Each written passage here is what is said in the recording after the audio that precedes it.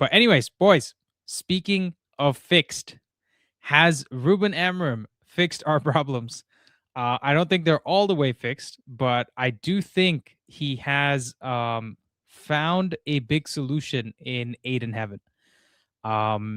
And there's a reason why the game that, one of the games that Delict missed and Aiden Heaven actually performed well, got a second start, that we look so much better.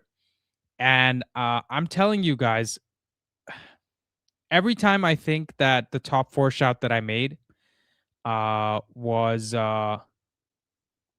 maybe jumping the gun a little bit, I see something from the team where I'm like, listen, compared to the rest of the league, apparently we have a crap manager, right? Apparently our squad isn't good enough, and we're just a shit club. So how is it that we've created more chances than Arsenal, right? And it's not like we've got a crazy amount of yeah. It's not like we have a crazy amount of what's it called? Penalties or anything, right? We're not stat padding our XG by getting lots of penalties. So these are like open play chances. These are set piece chances that are cumulatively representing a very good picture, right? So let me just let me pull up some stats for you guys. See if I can do this. Bang. Let's go to understat.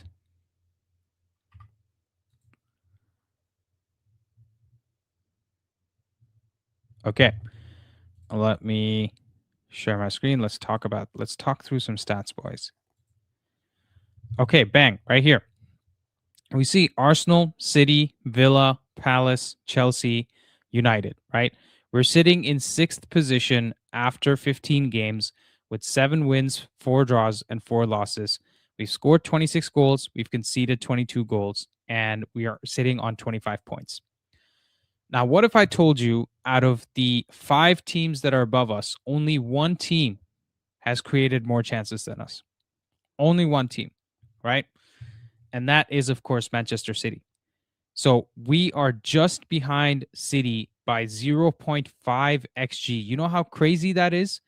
City, no matter how big a turnover they're going through right now, that is a team that has won 4 of the last 5 Premier Leagues. Okay. Last year they tailed off, and this year they spent so much money. Someone in the chat to let me know how much money they spent in last January and this summer. How much money did City spend on their squad? I swear to God, it's a ton of money, right? They spent a lot of money. And you're looking at someone like Manchester City and you're thinking, how is this team with Erling Haaland, with Bernardo Silva, with Phil Foden, with Reinders, with Cherki, Doku, all of these great players that are apparently, miles better than our squad, which I agree, their squad is miles better than ours. How have they created like 0.5 XG only more than us? And you see the difference in the quality of the players, right? For me, XG is a statistic that tells you about the system, and goals are the statistic that tells you about the players, right? Because the players actually executing on what the system is delivering tells you a lot about how they're going. So City have scored 35 goals from just 0.5 more XG, whereas we've scored 4 goals less than we should have scored. And that tells me that our players are not as good as City's players. And that's not a hot take. Everybody agrees that City has a better squad than us. So what is the issue here? Like we want to look at XG and we don't want to give Amorim credit. We want to look at the goals. We want to look at the 6th position finish, and we want to say, oh, you know what? That is good work from the players. And they're doing that despite Amorim being the coach, right? Not because of Amorim. They're doing that despite Amorim being the coach. The other interesting thing that I want to bring up is if we go to the top 6 and we look at the XG against, right? Which teams are clearly below us in terms of XG? You look at Arsenal. Arsenal have 12 XG against, and they've conceded 9 goals from that, right? So they have actually overperformed their XG, which tells me their center backs are playing really well. Again, not a surprise. Manchester City has 17 XG, and their defense is doing very well because they've only conceded 16 goals. Outside of Arsenal and City, guys, Villa have conceded more XG against than us. Palace and Chelsea are 1 XG against less than us. And both of those guys have severely overperformed defensively. Look at Palace, they have 12 goals allowed from 19 XG. You look at Chelsea, they have 15 goals allowed from 19 XG against. So we're sitting here looking at our team who has 22 XG against from 20.75. 22 goals against from 20.75 XG. So we're the only team in the top 6 to underperform from our XG against perspective and underperform from our XG4 perspective, right? So in front of goal and defensively, we are underperforming right now, and we are still 6th, and we probably should be 1 or 2 positions higher, right? So if we look at the expected points table, where are we? Wait, what the hell? Oh, according to expected points, we are 3rd in the table, guys. 10, who are we talking about? Just reading some of the comments. Who's talking about 10-man Crystal Palace? The Big Lebrowski says, so your expectation is to win every game except the top sides. Okay, dude, whatever. Every team drops points. They shouldn't. Oh, okay, you guys are having a different conversation in there. Fair enough. Roberto, how you doing? That was Liverpool that spent a bank in the summer. No, Loserpool, actually, better name. Did spend a lot in the summer, but cumulatively over last January and this summer, Man City also spent a lot of money. Bro, what are you talking? Okay, Newen, you're saying that we sound like statistician with small sample size. It's not much significance. 15 games is not enough significance for you. Then Arsenal and City shouldn't be at the top of the league because it's a too small a sample size to call them the best team, right? Come on, man. Yeah, I got it, Big Lebrowski. I got it. Yeah, look at what Rishi just said, right? We have more expected points than Palace, who have overperformed on at least one side of the ball. And that's the thing that drives me crazy, right? If we're looking at the top 16 guys, we are the only team to underperform both on attack and on defense. And when you're saying underperform, it's underperforming based on what the system is creating. We are not finishing our chances, and we are not being solid enough defensively. And some of this has to do with Bayern to start the season, where we conceded more goals than we should have. I can think of the City game where we made defensive mistakes. I can think of the Brentford game where he let the goal in. Also the Arsenal game where we conceded the goal that we shouldn't have. So we're talking about a underperformance from goals against by 1 or 2 goals. And those 2 goals, if they come against Fulham, Arsenal, we're talking about, what is it? 2 + 3, 5 more points that we should have had in the table. In which case we would have been on 30 points, level with Villa right now.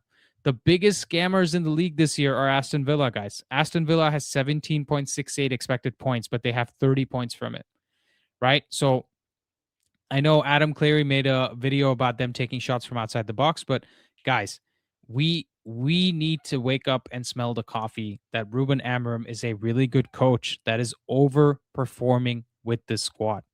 Okay, we can't just give the players their flowers when we win a game and give Amorim all the blame when we lose a game. It has to go both ways. The players have done well to enable the Amorim system to work well also, right? So the players deserve credit, but it's not the reason I keep saying Amorim deserves credit is because I think the people want the players to get the credit, but not Amorim the credit. That's my problem. That's the fight that I'm having. And look at Enzo Maresca, guys. Anyone would look at their squad and say they have better midfielders than us. They have better wingbacks than us. They have better forwards than us as well. And they have better depth in all 3 of those positions. The only position you could argue in terms of depth and potentially slightly quality as well is the center back position. And you might make an argument for their goalkeeper being on the same level or worse than Lomans, but he has much more experience than Lomans. And recently he's been having good form as well.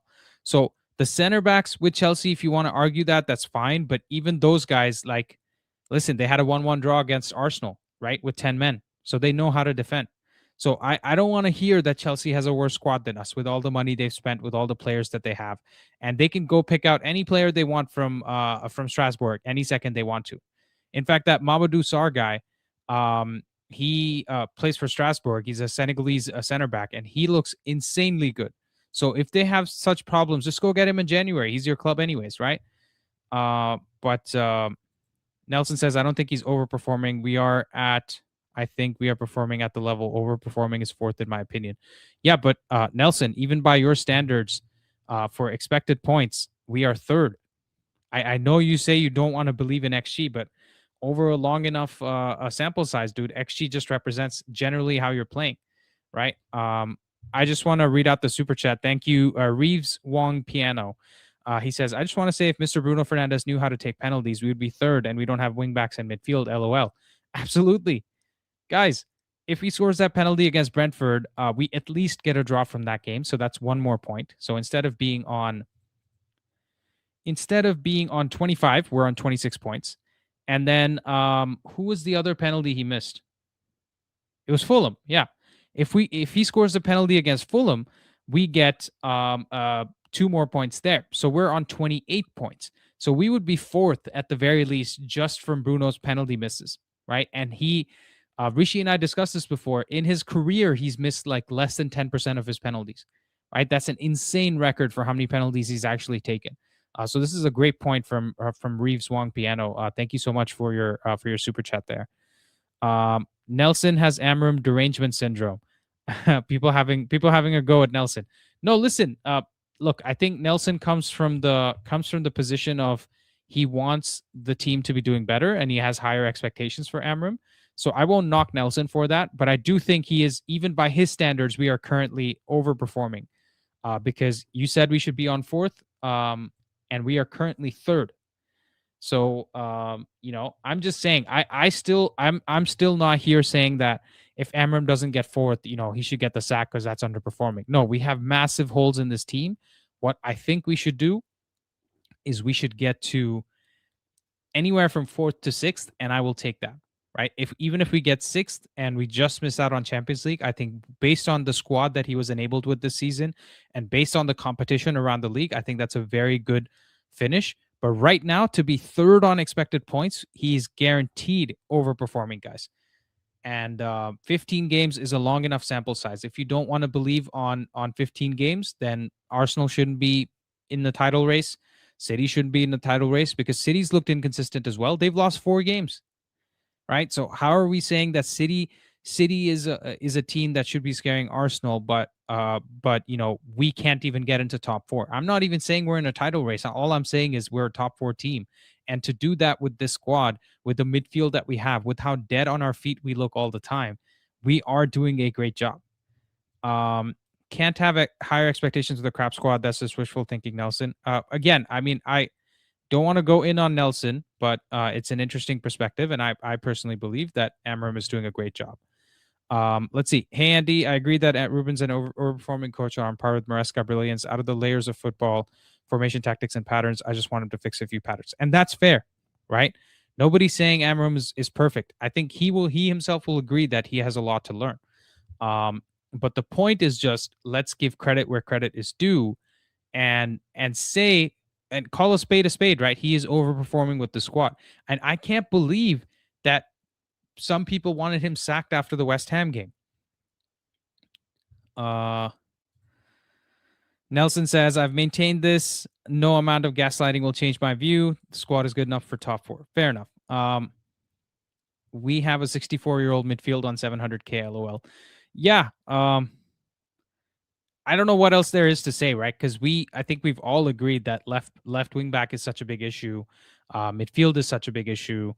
Our central center back is an issue because, Heaven's not going to play as central center back over De Ligt or Maguire because they're just way more senior. I think, yeah, some other folks are also making good point that the team was 14th before Amorim got here. And listen, the squad was dead on his feet. Guys, let's not forget, Amorim is the reason we got rid of the bomb squad. Right? Amorim enabled us to get rid of Rashford, Garnacho, Anthony, Sancho. All of these guys leave because Amorim got here last season and he made all of that happen. And during that time, we had no players. Remember, we were thinking Like, we literally had to play Hoyland and Xerxes in the same team for so long. Gray Sheridan says, "Are you enjoying the football?" I am enjoying the football.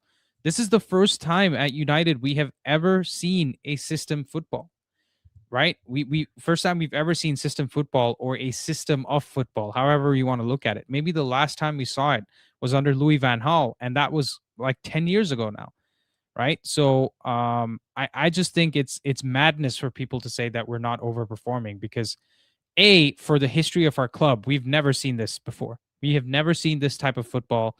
We've never seen a style of play developing right in front of us.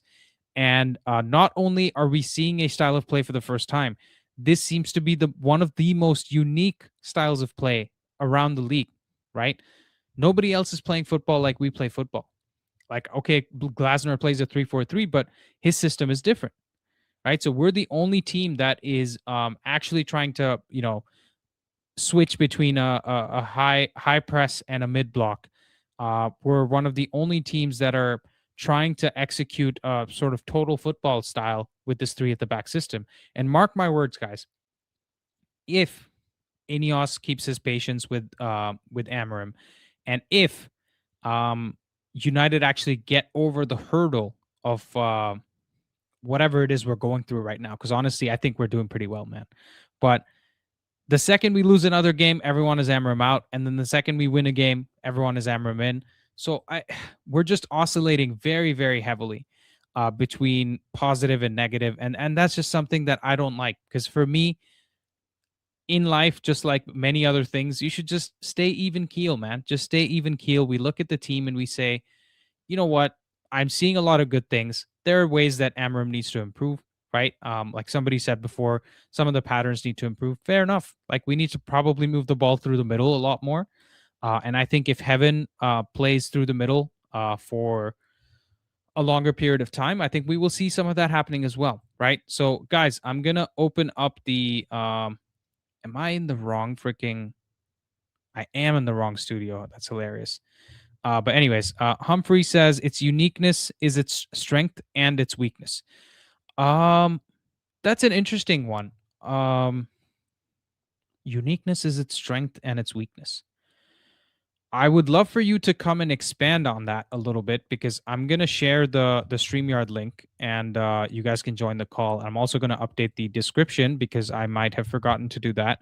Maybe you guys are in the wrong studio because of that. So my bad in advance. Let me just edit video and make sure you guys have the right stream link. Yep, I do have the wrong one in the description. My bad, guys. Bang. If you refresh your video, you should see the right one, or you can just check in the chat and come join, give your thoughts. The StreamYard link is pinned in the chat, guys. It's also in the description. So if you want to come give your thoughts, come give your thoughts. But for Humphrey to say its uniqueness is a strength and its weakness, I'll tell you, in terms of the weakness, because I mean the strengths are obvious, right? We've talked about the strengths in terms of being good against 4 at the back teams, being good at pressing teams, all those things. The weakness is the fact that players are not used to playing the system, right? Most players, whether it's De Ligt, Maguire, even Heaven, like every single player you can think of, is used to playing in a 4 at the back system, right? They've grown up playing at the 4 at the back. They've played a 4-2-3-1. They've played a 4-3-3. They're not used to playing a 3 at the back system quite often, because 3 at the back is more unique. I know Serie A plays a lot of 3 at the back, but that's a very different pace and style of league. In this league, in the Premier League, in La Liga, in most of the other leagues, 4 at the backs are much more common. So it's very likely that most players that come through in their academy, growing up, everything, they are used to playing 4 at the back. So in that sense, I hear you that it is a weakness, because players need time to get used to it, and we don't have time. RSV says Mark Goldbridge is the same guy that wanted us and begged Ineos on his knees to keep ETH after the FA Cup final versus City, and hoping we're not playing counterattacking like Ole Gunnar Solskjaer ETH. Yeah, I mean that's fair.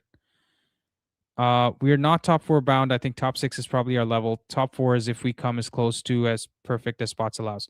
Yeah, I agree. I think for us, we need to be realistic about our expectations and realize that 4th to 6th is kind of where it would be good for us to finish. For me, we have a 7th place squad in the league, maybe. And for us, if we get 6th or above, that is overperforming, but to different extents, right? 6th is, let's say, at par, because 7th and 6th, not a big difference. It could be 1 or 2 points up or down. And then if we go 5th, we probably get into Champions League. That is a great performance for me. If we finish 4th, that is massively overperforming from us. Because listen, let's not forget, last year we got 42 points. To get top 4, we probably need 66 points, 70 points, something like that. And this year, with how competitive it is, we might even get there with less. So for 66 points, we need to get 24 points more than last year, which is 8 more wins than last year. So I've opened up the lines now. Let's get some of the callers in. We're going to start with Rishi. Rishi, how you doing, my friend? After watching that Aiden Heaven video you made, I'm doing brilliantly. It was Yeah. a superb video. I think it highlighted Feels a like key heaven. performer that is feels like heaven. Absolutely. Yeah. And it's highlighted the kind of performer that has gone under the radar, right? Not a lot of people picked up on him after the match. I'm pretty sure in the post-match ratings also on all these popular channels. Aiden was Heaven was just considered as one of the average performers. We conceded a goal, but we played okay. We scored 4 goals. Did you The say goalie didn't have Hayden? much to do. I said Aiden Heaven. Okay. I thought you mixed up the. It's giving me stat patterns flashbacks. Guys, for Maybe those of I you did. guys that Maybe. don't know, I have a huge repository of stat patterns bloopers, and it is almost every time Rishi screwing something up and me dying in the background. It's too funny, bro. But yeah, go for it. Yeah. So yeah, I really loved that video. I think it showed a lot of good things that he does. And we'll come to the topic of the day, whether we are Yeah. Sorry, underperforming one or we are second. overperforming. Humphrey, I saw you in the studio, bro. If you want to join the studio, I'll bring you on live again. I just saw you for a second and I saw you leave. So please use the link again and join. He's the guy that just gave the super chat. Please come join and have a conversation. I'll bring you back on. Rishi, go for it. Sorry. Yeah, so I was just talking about in heaven, and I think that apparently Delict is available for the next game, and I think it's a fair shout to say that Heaven should be the central center back and Delict should be the right center back because Heaven is undroppable at this point. He's given us a very, very good game, albeit against a weak team, but he did all the right Mhm. things, right? You can only play what's in front of you. And we've seen that from the central positions, his passing is much better than Delict. Oh, So I mean, if, it's night and yeah, day. It's not even just much better. yeah, Much better would be like if you were comparing, I don't even know, like maybe Maguire at his best a few seasons ago yeah, to Heaven. This is like night and yeah, day, right? In terms of the stats. yeah, yeah, absolutely. So I think this is a fair shout that Heaven should continue as central center back and Delict should be right center back. Regarding what we have right now, hey Humphrey, how are you doing? Hey guys, how's it going, guys? Can you hear me? Can you? Yes, we Yeah, can. Okay, absolutely. Loud thank and you. clear. Where are you Yes, calling from, man? I Introduce see the yourself, man. Canadian dollars here. Yeah, you're in sir. Canada. I'm in Kamloops, BC right now. Kamloops, BC. Nice. Yeah, Nice. Awesome. What's the weather there right now? How cold is it? horrible, absolutely garbage. Yeah. Yeah. It's like -6, -7 is kind of what it's going on here. But yeah, We're go not on, yet man. there. We're not yet that cold. We're still like 2 degrees. We're skirting around that part, but Yeah. about to get Probably very hot. lots of rain though. Yes. It also Yeah. snowed, but yeah. Anyway, Yeah. yeah. How go on, tell us how long have you been supporting the club, bro? Oh, since like I've been a Man United fan since 2008, 2009. I watched it with my late uncle. The reason that's why I got into the sport is because I watched the sport with my late uncle, and he was the one who put me on United. And unfortunately, I have been through the best and also, well, I don't remember most of the best, but I do remember like most, because I'm like 24, 25. There's not that many like Oh, fans okay. my age who have experienced the glory Yeah, days properly. yeah. But yeah, I wanted to talk about like the super chat that I sent in about like how the system is its strength and weakness, the uniqueness of Yeah. it. I do agree Yeah. with you. I do think that with the 3-4-3, especially the one we're playing, you're right. The inability and lack of experience that the players have with the system does factor into a lot of the problems that we do have currently. And I do still think, though, that there is a lot that we can do with the system, because the centre backs, like as you said with Heaven, when they're more brave with the ball, they progress so well. We progress so well because the burden of progression is no longer on Bruno and Casemiro. It's now on the centre backs, and they're allowed to push forward more, and they're allowed to pin more of the opposition back. And if you saw Heaven, especially with the fact that he's left-footed, it allowed for so many, and he's very brave and progressive as well. He refused to do any sideways passes. Did you see the one play I highlighted where it was like the best play in the game, where even if it was a small pass, he played it forward to Casemiro, and Casemiro didn't have to be deeper. He was beyond the presser that was ahead of him. So he turned around immediately, played it to Mount to Cunha to Bruno to Mbumo, and we get the shot off, right? Exactly. That's what I'm talking about. Yeah. And we just need, and what I meant by its strength, and I do feel that the uniqueness does come from the fact that we have the extra man out wide, and we do create those overloads. And because we have so many technically gifted players, they can do some nice one-touch passing, and we can get through. And there are points in games where it comes off, and it's absolutely fantastic. But I do still think that in order to reach a certain point of sustainability and control that a lot of the anti-Amorim people who we don't have the time for right now, honestly, but to reach a point like that, we need to find a more sustainable way of progressing through the thirds that doesn't require a lot of too much risky passing. And I feel like we can't just go from a 15th place team to a team that does that immediately. I still think we do need, it does take some time to get there, but I think eventually we should be able to get there. And I think the weakness, yes. I'll just quick adjustment to your point that I'll make. Yep. Is actually I don't think it's the fact that we're taking too many risks. It's the fact that we're being too safe at times, because true. And we're moving the ball too slow, because risks at the right time can really pay off. In that move that I just described where Heaven started it off, the Cunha back flick into Bruno's path, that was almost one of the most key passes, because he didn't know where Bruno was, but he had a picture in his head. If he doesn't make that pass, then Mbumo doesn't have that time to get in front of the defender, right?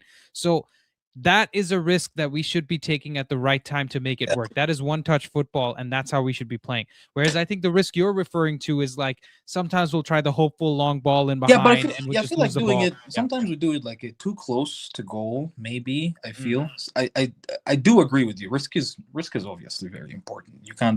You have Humphrey Nelson saying that you might be Ugandan. Give of us course, your background. Yeah, there we go. Dude, the ball knowledge and the ethnicity knowledge on this community is insane. Because somebody else, dude, detected. We had Vinny, right? Vinny joins the calls all the time, and he's a Rotterdam fan. He follows Feyenoord. He knows Arne Slot.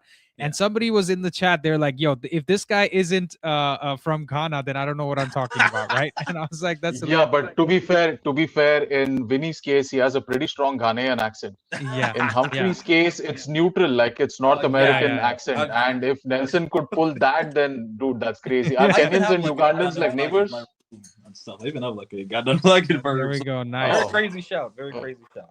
Nice. I appreciate your work. Practically, let me just be honest. I practically disagree with half of your opinions, right? But I still really appreciate your opinions, because you, James, and podcasters and we people in the YouTube space like you guys, I appreciate opinions that are reached through statistical. You reach them through statistical statistical conclusions, and as much as I don't agree with them, I still appreciate them, because it's not it's not based on vibes and hatred towards a particular. It's not an agenda based conclusion. right? And that's why I appreciate channels like yours. And I was also watching you for a time back, actually, even but when you came back. Before, yeah, I was watching you before as well. So I appreciate that, man. That's awesome. That's awesome. Cool. Let me get Roberto in here as well. Roberto, how you doing, man? I'm doing good. Enjoying the snow. How are you guys? Yeah, we're trying. Are you in your basement? Yeah, it's unfinished. I don't have any space today, so it's here. Yeah. No, that's cool, man. What's it called? I'm in a townhouse, so it's like level 1 and 2. So the folks below me are like kind of actually there's no basement here. It's just like ground 1 and 2. But yeah. Anyways, man, how you feeling? How you feeling after the Wolves game? Are we feeling positive? Is there some reservations? Definitely more positive. I think one of the big question marks that a lot of us had was we were struggling when we had possession to generate like consistent opportunities to score goals. So we got to see that, which I think was great. Just going back to your video on Heaven, it did make me appreciate a lot of the things that I kind of ignored. Maybe not ignore, but maybe didn't catch the first time watching the game. I had an issue because I always thought there's usually a mistake, but your point to how he recovers is a lot better than how we've seen De Ligt recover from, slips and just misreading the ball. Usually he's not catching up to the attacker. Mm-hmm. So that was an eye opener. And I do like the shout of De Ligt as right center back, even though I think Mazraoui is probably the better fit there. But he's gone for AFCON anyways. Exactly. He's gone for AFCON anyways, yeah. So De Ligt isn't scared to press up, which is, I know, something that Amorim's been asking for. And now that we have, hopefully, Martinez back ready to play maybe 60 minutes, it'll be kind of cool to see maybe what Amorim ball is actually going to look like, because we can play those quicker, riskier passes, passing that like first line of press, which is I think like the biggest thing that we've missed. Like you kind of mentioned, Casemiro constantly has to drop deep to receive the ball, and then he's got to turn. He's not the most press resistant guy, and then we're kind of he's stuck there with who to pass to, and then we do that safe passing triangles that we see through the back. I think Roberto, the key point is Casemiro often has to do the let's say 30-yard pass instead of having to do the 20-yard pass. Exactly. Even that 10 yards, if Heaven or whoever plays in the center can play to him from the middle, and it can even come from the left or right. It doesn't have to be from the middle. But I think what we're seeing in this system is Luke Shaw's been pretty good in terms of progressing. Euro's had, games where he's been good. Mazraoui's been really good. But we haven't really seen that central progression, which makes a difference, because we always get the ball to the center, move it to the left, then to the right, and then move it forward. I'm like, dude, just go forward in the first place, right? Yep. And that makes a big difference. But I'm glad the Heaven video is getting some love, man, because we keep saying Ruben Amorim doesn't improve youngsters. What is Aiden Heaven? How old is he? Is he 49 or 19? Right, that's what I'm saying. Start to Fredrickson as well. Fredrickson, even Cheeto. Euro's young, bro. Euro's young. Euro's improving. Yeah. I think Ahmad's a young player entering his prime, right? Ahmad was started at right wing back under Amorim. He got all his goals and assists last year under Amorim, and all his improvements come under Amorim. And Bruno, how much has Bruno improved, right? This is not just about young players, but Bruno's playing a new position. So yeah, there's so much to love there. And he's got Casemiro performing again, even if it is only for 50 minutes. I mean, his legs are gone, basically, but he's got him performing at a better level. Maybe not the best, but still better than he was. Even Luke Shaw as well, actually, in my opinion. He's never played this many minutes. When was the last season that Luke Shaw played as many as he's played now? And dare I say, he's one of the most integral players.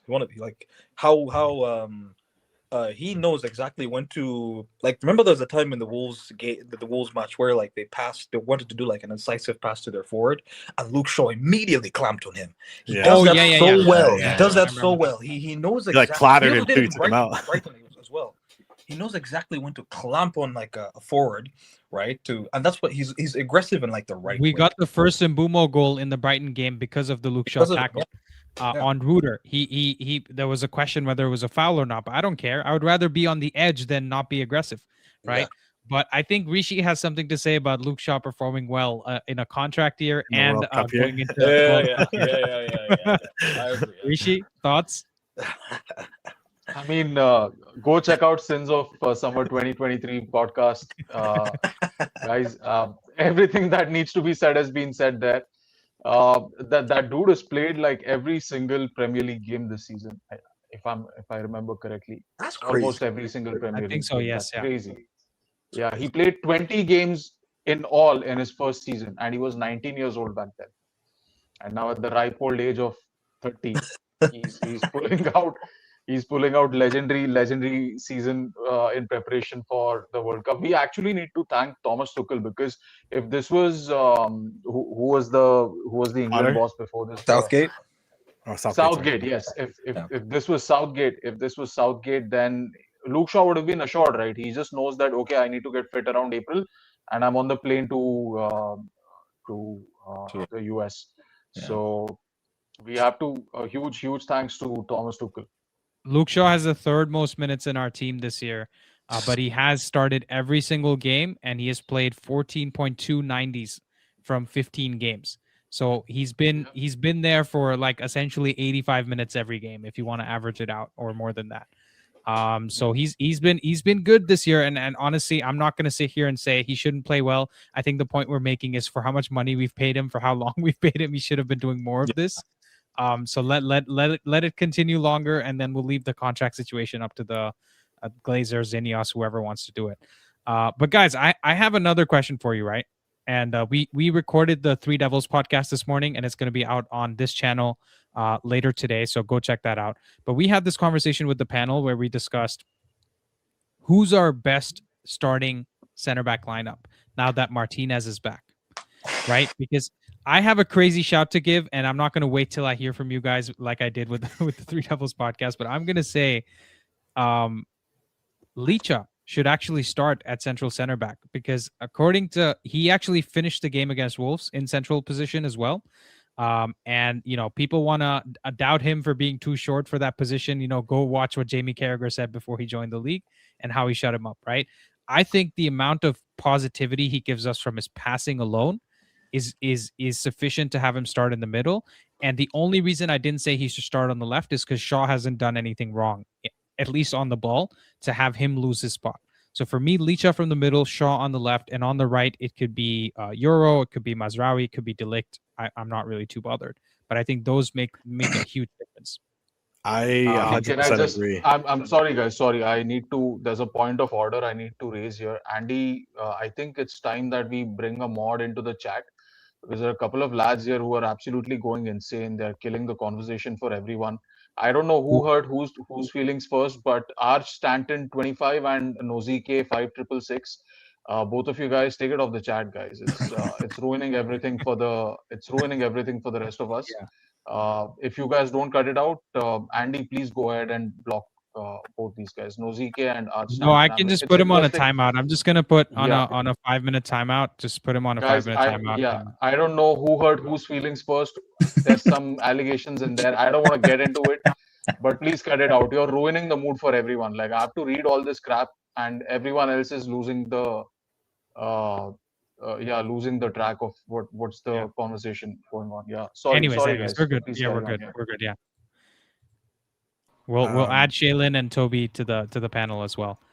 Continue. Who was speaking? Was it Humphrey? That was going first about the center backs. I think just to get it quick, I think it's Shaw, Maguire, Mazraoui. I think let me explain. I think Shaw is just as aggressive. I love Mart. Okay, in this situation, are they all fit? Like, they don't have like any injury problems. They're all fit.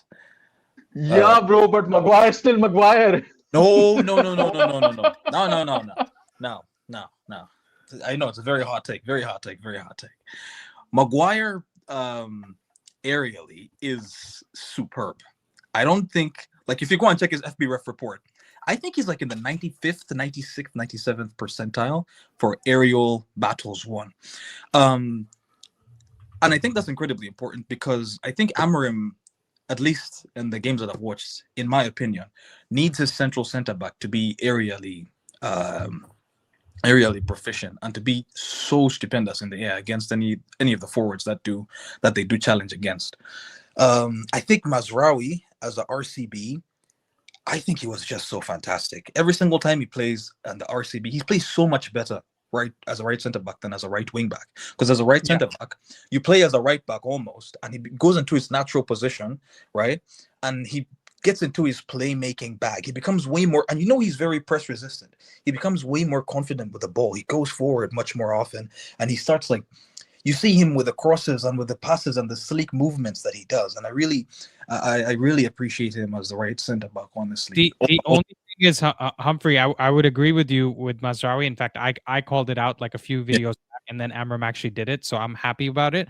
But he is gone for AFCON even in the Bournemouth game, right? Okay. So that's the only issue. So I think if we're looking at now, right, because I'm not saying ideal scenario we play in the middle, right? I'm more saying like right now, for me, Shaw, Licha, and De Ligt, or Shaw, Licha, and Euro does give us a good position. And I'll tell you one thing. I agree with you about Maguire being better in the air, but the way we play as a team also invites a lot more pressure with Maguire in the team, which means we have to defend a lot more in the box, right? Whereas with Licha, we'll be so good. Like, I think if we play 3 ball-playing center backs, we are actually going to pin teams in their own box, because that's how good we'll be in terms of progression from the first phase of build-up. But Andy, I have a hot take, though. I think Maguire is one of our best box defenders, though. And what do you mean by box defenders? Like, whenever we go with pin, whenever we get pinned back, right? Like last ditch tackling, last ditch defending, we normally have struggled. We concede those very funny, weird goals when Maguire isn't on the pitch. And James will probably agree with me if you brought this up to him. But I do think he's one of our best, like, last ditch and box defenders. But I do understand your point. Yeah, if it is, we won't be in that situation as often if we play different center backs. So that's my only point. Yeah. Shaylin, go for it. Yeah, I'm just wondering, do you really think that like Licha plays central center back, or? I think so. I think it's possible because, listen, we had Aiden Heaven, who's a left-footed center back, playing through the middle, right? Licha is also left-footed center back. And for the longest time since this dude has been here, and since we've had midfield problems when we were playing like Eriksson and Casemiro in midfield, everyone was like, can we play Licha in the midfield? Now, guys, you put him in the central center back, he becomes that diamond shape when he steps up from build-up when Lawmans has the ball. So he will effectively be the central defensive midfielder from the middle, right? And he is very good at receiving the ball and turning, right? He's got a good sort of radius of turn. He's also probably our best passing central defender, right? Even better than Shaw, even better than Heaven or Euro. So for those reasons, I think he would be good at it. And I don't think Amorim looks at it like he can never play in the center, right? Because we have, if we're that much better with the ball, then we don't have to worry about the aerial duels as much either. And that's just my opinion. Plus, he just elbows people out of the way, man. I don't care if there's a 7-footer in there. I think he's scared of each other. Yeah, but I mean, there's that point of that height that, like, you had mentioned with your lineup. I think who's the tallest one out of them all? It's Euro. It'd be Euro or De Ligt. Yeah, Euro or De Ligt. And again, I'm not sure. It could work. Luke Shaw is 6 foot tall, right? Luke Shaw is 6 foot tall. And those guys are 6'2", 6'3". Listen, ideal world. Casemiro defends the box too, right? Like, Casemiro defends it, and we have Xerxes, assuming he starts, or Šeško when he's back. So we've got some players that can do it. It's not ideal. I hear you. Like, the height thing is a valid concern, so I don't want to dismiss it. But my point is, when you're looking at trade-offs, right? What is the opportunity cost of playing Maguire in the center back? Is we could concede another goal like Brentford, where he tries to play some stupid offside trap. Yeah, exactly. So my point is, just play Licha in the middle, and then he puts that fire, that fear of God, right? Like how Tarkovsky went into Xerxes a few times. Licha will probably just kill somebody, right? And then then we'll have to recover from that. But can I add? Yeah, I just want to add. So I 100% agree. It's as soon as Amorim came in, my thought was he would have him as a center back, but we didn't get to see that. I think one of the biggest things it does is it makes us unpredictable when building up, because right now everyone knows that De Ligt's not going to join the pivot, and when he does, he's not comfortable. You can tell he's not comfortable with his back to the game. Licha is, and I think that's the biggest thing. So now, they're not going to be as comfortable pressing us, because we could build up in a 2-3, we can build up in a 3-3, and then the 2 wing backs go higher. Like, it gives us options. I'm not too worried about the height because, like you said, like Leisha kind of already beat those allegations, I guess, if you want to call them. Yeah. And he brings an intensity I think the team lacks. I remember that first season when he joined, he had the back line fired up, like every single one ball, every single one court, like everything, they were like fired up. Him, Dello, I remember. And it would be nice to see that again. I think that's another like intangible that he brings to us. It's just another leader on the pitch that I think you have to make room for. And then, if we're worried about a team that's going to be, putting crosses into the box, make sure our right center back is a little taller, or, so you bring in the Ligt, or you bring in Heaven on the left side, if that's something we're worried about. And Amorim's not worried about sticking to just one lineup, right? Like we've seen, he will adjust based on who we're playing. So, maybe Lissandro doesn't play against those teams in the last 20 minutes when we know that they're going to be just lumping balls forward and trying to catch us. Yeah. So I'm 100% on board. You mentioned that. So you don't think he plays the full 90, even if he starts at Bournemouth? No, that's for fitness as well, right? Because he's just coming back after a long absence. Yeah, that'll be but I'm more talking hypothetically, like if he was fit and ready to go play 90 minutes, what would the system be?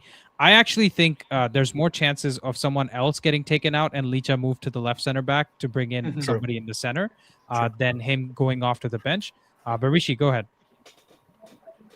I'm just sat here listening to all these points and arguments made in this discussion, and I'm just having the biggest smile on my face because such a knowledgeable community, dude. Like every point that every person has brought up is so valid. It's so absolutely valid. And I was sat here and thinking, nitpicking that, if I start Licha at center back, it's a very tiny thing that I've noticed is Licha is not that confident when he's defending a guy on the inside. On his outside, right? On his outside, he's very comfortable. But when a guy is making a run on the left side, you mean on the left side? He's on his right, on the right side. Yeah. When he's on the left and he's got a guy coming in from near the flank, he's comfortable defending that. But if there's a central striker, right, center forward making the run on the inside, which is on his wrong foot, he's not that comfortable, and also he's not the quickest player. So that would be one point of contention I would have for starting Licha at center back. Also in the West Ham game, when we first learned that De Ligt won't start, I assumed that Shaw would start at center back, but he started Heaven there, which shows that somewhere he's got that height thing in his mind for the center back. Yeah, I agree. Right? Amorim is considering that also, that I want my central guy to be a bit taller. I don't mind a short king on the left or on the right. But I need the central guy to be strong and aerially dominant, and I think that plays on his mind. So I'm just going off of what I've seen so far. So do you think, like in that role, does he then end up doing the sweeping function that right? Because when when the oppositions happen, and you mentioned like we have him as like, oh, there's a lot of control. We might be pitting teams like quite back. You always have that one guy that'll kind of like sweep. Is that I actually like what? Sorry, Rishi, can I just address? yeah. Hold on, can I just address your point? Because I think you made a very important point about what Amorim wants from a central center back. From what I have seen, and this is only my perspective, I don't think he cares as much about the height as much as he does the physicality. Oh yeah, it's the physicality that he wants in the central center back. Where if the striker is getting a ball from the channel into the middle and he's trying to go up against somebody, he wants someone to be strong enough to hold them off, use his arm, right, and stop them from getting through. Because I'll tell you what, in the 3 at the back system, actually the left and right center backs are the ones that are receiving the cross from the other side, right? How many times did we see Mazraoui be the one who's clearing the ball away against Wolves? Because he was the one getting the cross from the other side, and from this side it'll be Shaw who's getting the cross. So if anything, I would say in my ideal world, honestly, I would rather Heaven starts at left center back over Shaw. We have someone like Licha in the middle, maybe Euro on the right. So our outside center backs are actually the ones that are tall, and the middle one just needs to bring the physicality. And we know Licha is like a head loss merchant. Like he's gonna punch somebody, elbow somebody. He's got that Bozo Argentinian gene, right? So that I would just clarify that. But again, fantastic point from Rishi, because the part about him defending from the left versus the right hand side, I got nothing on that, man. So maybe you're right. You've seen something that we haven't. Anyways, Toby, we want to bring Toby into the conversation. Let me add my point to it. I like what you guys have said. Like, you've made a lot of really good points. But what I think, while I agree with what you're saying, I think there's one issue that haven't really addressed in the discussion, which is the head loss moments, basically. That moment, it could be after a goal sometimes, like it was with Wolves. After the goal, everybody lost their heads. They started putting pressure on us and then they scored. Things like that happen. Sometimes it's, especially, usually, it's typically like towards the end of the match. So during periods like that, that's when someone like Maguire becomes very useful. He can, like, whenever they try to put the pressure on us and they start spamming crosses, they can easily like head the crosses away and to get control of the game back. When we have someone like Licha there, the pressure can become a bit much, and then when they start spamming the crosses, it can easily lead to a goal. So while I agree with what you guys are saying, I feel like there have to be a way to address that as long as it continues to happen. Once we've addressed that as a team, then it doesn't matter. You can always put Licha there and then it to become a very, very attacking defense. Yeah. Yeah. Great point, Toby. Can you remind us where you're calling from, man? I forget. I'm calling from Nigeria. Oh, Nigeria. Nice Yeah. to see you again, man, because you were here last stream as well, right? Yeah, I was. Yeah, that's awesome. Guys, we have 160 plus people watching. Please like the stream. Please help us out. Also, the esteemed panel here is doing a fantastic job. With all of their points. And listen, it's not about congregating here every day at 1 p.m. to agree with each other. It's more about we care about the club. These are the points that we have. This is how we think it can improve. And also trying to fight the good battle, because sometimes people call me toxic positivity merchant. No, my channel and my videos are a response to the rest of the cesspool of negativity that's out there. That's why I'm more positive than negative. The second we start saying Amram is better than Sir Alex, you'll see me criticizing Amram here. Okay. If the whole fan base wants to go on that ride, then I'll be here saying let's maybe temper our expectations a little bit and talk more sense. But the center back issue is a little bit solved. I want to hear from you guys. I didn't want to go around this topic because we covered it extensively in the in the Three Devils podcast as well. But Kobbie Mainoo, guys, Paul Scholes came out and said that Kobbie Mainoo is taking the piss out of Casemiro in training. This is a quote from him, okay? That he thinks Kobbie's so much better than Casemiro in training, but Amram still doesn't pick him. How do we feel about our midfield right now? And even Ugarte, right? Maybe we can spend a bit more time talking about Ugarte as well. We have Casemiro play 90 minutes in a space of 8 days, 9 days, something like that. So did Bruno. And Ugarte barely came on for them in one of the games, right? So what is happening with our midfield? Like, are we feeling like Ugarte's time is like completely done at the club? And Kobbie Mainoo, honestly, like, who cares anymore? But let's talk about Ugarte. Rishi, quick thought, or Shaylin, go for it. Yeah, I have a slightly controversial opinion on it, right? Where I think Kobbie Mainoo's time is done, and I don't think it's because like Paul Scholes probably could be correct on this, that he could be outperforming him, but I think it's done for another reason, and I think it's done for the same reasons that we were seeing with Alejandro Garnacho, even with Rasmus Højlund. That I just don't think Amorim wants him and that profile of player. And I keep harking back to the, that image that we got with under Ten Hag where it was Alejandro, Rasmus, and Mainoo on the on the advertising hoarding. I keep thinking back to it, and I'm just thinking that Amorim probably thinks that these three, even though they're supposed to be the young future or were branded as that, I don't want them here for whatever reason. And Mainoo is just too much of a class act, more than Salah, to publicly come out and say something about it. But that's my belief, because even though in the 15-minute cameos he hasn't had much to show, and I think the last time they properly played was in against Grimsby.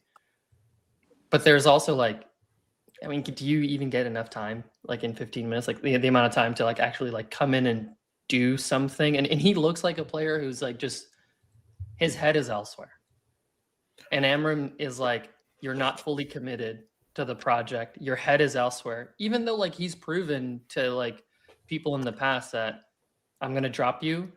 I'm going to test you. With Casemiro, he did this, and then he brought him back into the team because he saw that there was a mental resilience there.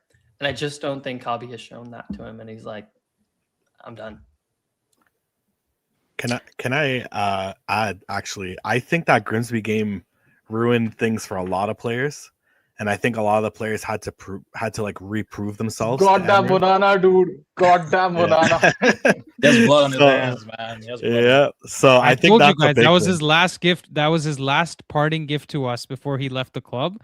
And now he's not even going to get us a transfer fee because it's just going to be another loan, just like I don't even Rashford. want a So, transfer. anyway, I don't even want. It's blood money. It's blood money. I also I almost don't even want to talk about Ugarte because I like if you told me under Eric Ten Hag, like, who do you build a team around, I would have said Kobbie Mainoo. Yeah, like I was like, you can sell Bruno, you can sell whoever you want, right? Like, but if we had to get rid of Rasmus and Alejandro, like, fine, go ahead, do that. But like, you build the team around Kobbie Mainoo. I actually think doesn't we have would the have seen intensity, right? Like I we think would have we would have seen Rashford 2.0 if we built the team around Kobbie Mainoo, because he built the team around Rashford and he got too big for his ego, got too big for the club, and everything we're seeing from Kobbie now signals the same thing with him turning down all those contracts. But sorry, Roberto, keep going. No, I agree. I think he just doesn't have that intensity to work in the system, or really like, maybe he'll work in a midfield 3, right? And we've seen him do it in the past, but I mean, right now our manager is Amorim, and he's not intense enough. We've seen it. I think anyone that thinks that he should be starting is kidding themselves a little bit, because he's not taking when he comes in, we're not seeing him do anything, not taking control of the game. There are times where he's coming in and we should be slowing the game down and holding on, and he's not really doing that. He seems like a step behind, so he's constantly having to like sprint back to make that proper pass. It's unfortunate because like I do really like the kid. I think he's got a lot of talent, but I think you're right. I think if we build a team around him and he's got all these journalists clamoring for him to start, we're just creating another player power issue here. And I'd love for him to stay. I'd love for him to put his head down and use the example of Casemiro and force his way back onto that team, which I think Amorim's shown that he's more than willing to allow players to play as long as they really show it. But I mean, I'll kind of refer to the coach on this one. He sees them in training every day. It doesn't matter if Mainoo's outclassing Casemiro. They're different positions, right? Like is Mainoo exactly is Mainoo forcing Casemiro off the ball, dictating play? Probably not. Yeah.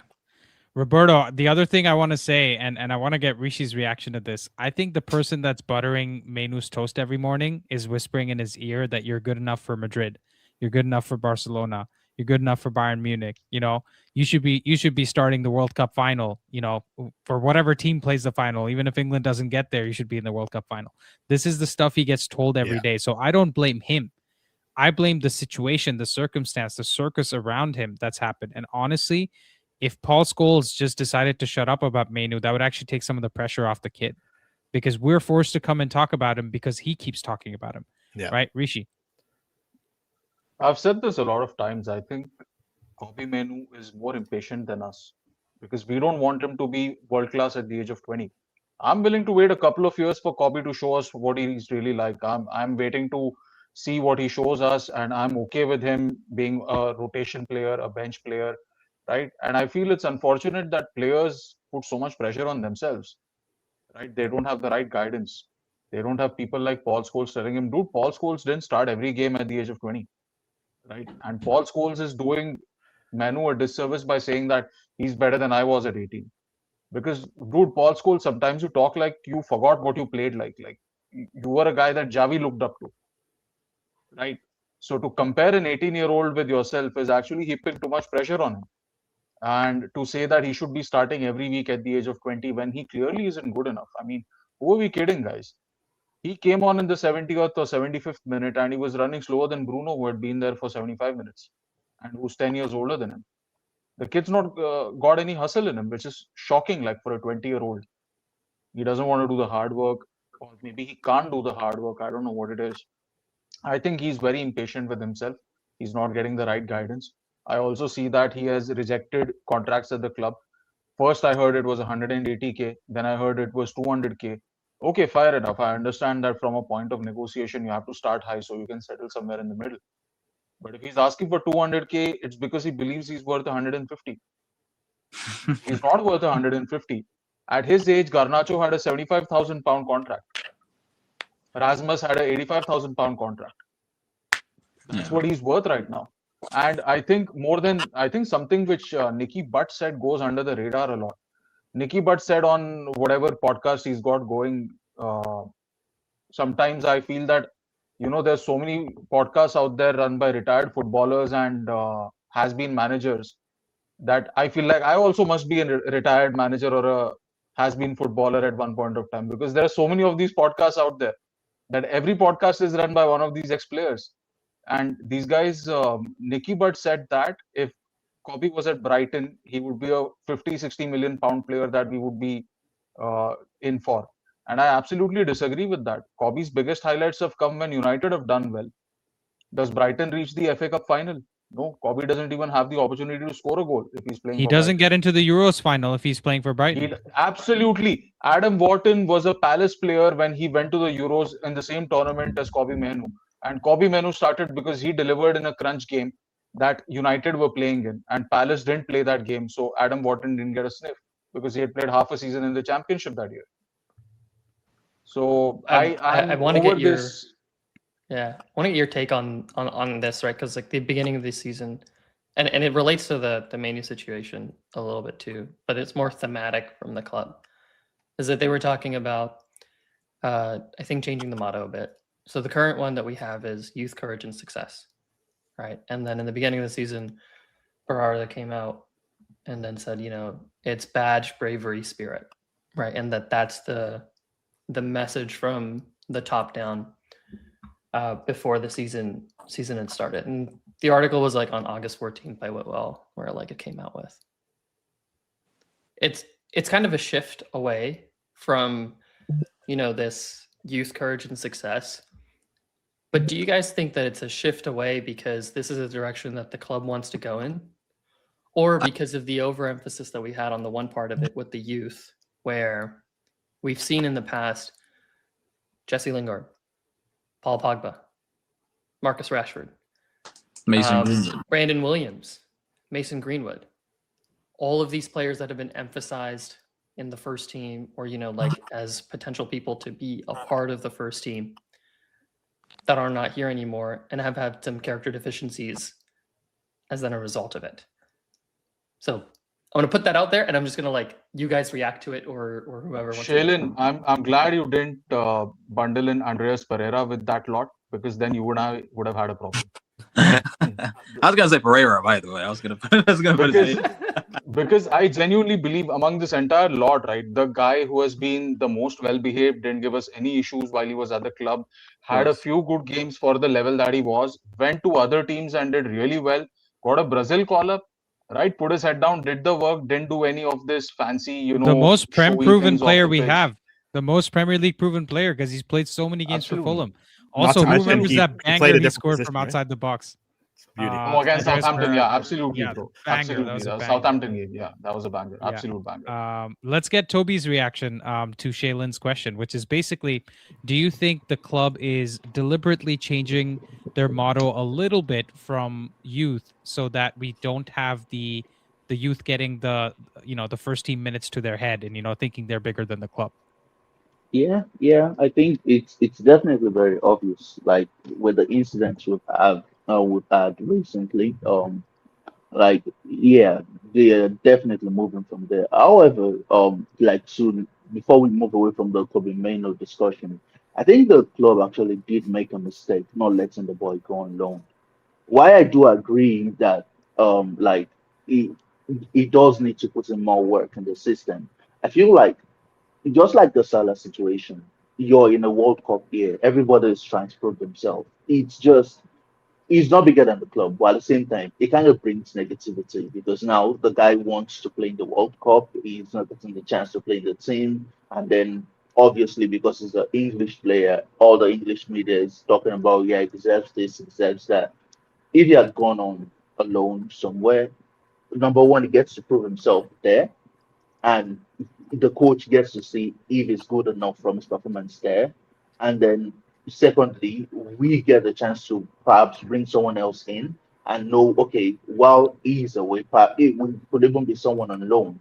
While he's away, he's a player that's developing, he's a young player getting given a chance somewhere else, and we're seeing his development, and at the same time, the team doesn't get all of this negative press, which I feel can often get into the team's head, or like we've seen recently, where you have this negative press, this person is starting to think about these, they're starting to think about the press, and then it start getting into their head and they start to play nonsense. Like that's happened so many times, especially when we had Rashford, Garnacho, and the likes of them. So I feel like the team should have let the boy go on loan. They should have, given they already know the kind of minutes it's going to get to the season. I agree. Should have gone on loan. He would have more passion to play. And when he comes back, he'll come back revived, just like Ahmad did when he went on loan. So I feel like he should have gone on loan. Yeah, that's a good point, Toby. I think this is a nice moment to welcome Nelson to the panel, because we've said some scandalous things about Kobbie Mainoo, and he won't stand for it. But let Humphrey, you can go before we turn it over to Nelson. Before I say anything, right? Kobbie Mainoo has a world-class potential. He does. We have seen him do incredible things. We've seen him do things that are like, we've seen him equalize against Wolves. We saw him help us equalize against Lyon. We know that this guy has something special about him. I don't think, in my personal opinion, I don't even think the problem is, personally, I just think it's been blown out of proportion. Let me explain why. Ruben's system requires the centre-backs to progress the ball through the thirds. They have to take primary responsibility and act as the first playmakers to help progress through the thirds, which is why he always asks his centre-backs to be brave with the ball. But because De Ligt and Euro have, on a lot of occasions, not been as brave, he's had no other choice but to rely on Bruno and Casemiro to help him progress, right? To do that playmaking, because they haven't been doing it as much, right? Kobbie Mainoo is fantastic in small, tight spaces, and he's fantastic in front of goal. He, unfortunately, isn't rapid enough to cover wide spaces, and I don't know if he's as defensively sound as Casemiro. And I think that in and of itself is why, personally, I think he's not getting into the team as often as we would all like him to be. But secondly, about the club motto thing, I think we don't want academy players, right, to feel like they're entitled to come into the team just because they're academy players. I want the entire club to be like this. I don't just throw an academy player inside there just because I'm from Carrington. Get inside. No, I want you to earn your spot inside the team. And I do think, I love Kobbie Mainoo. Guys, I don't think, I trust Carrington to give us even more, because I also follow like the youth football scene a lot. I know a lot. There's JJ Gabriel. There's Jim Thwaites. There's Bendito Mantato. There's as much as I'd hate to see Kobbie Mainoo leave, I still think we still have a lot of like Sekou Kone, Orozco. I still think we still have something inside the youth to bring. That's still, I still think we have something there that can still satiate our need for wanting academy players inside this team. So yeah, that's just honestly, Humphrey. That's I think.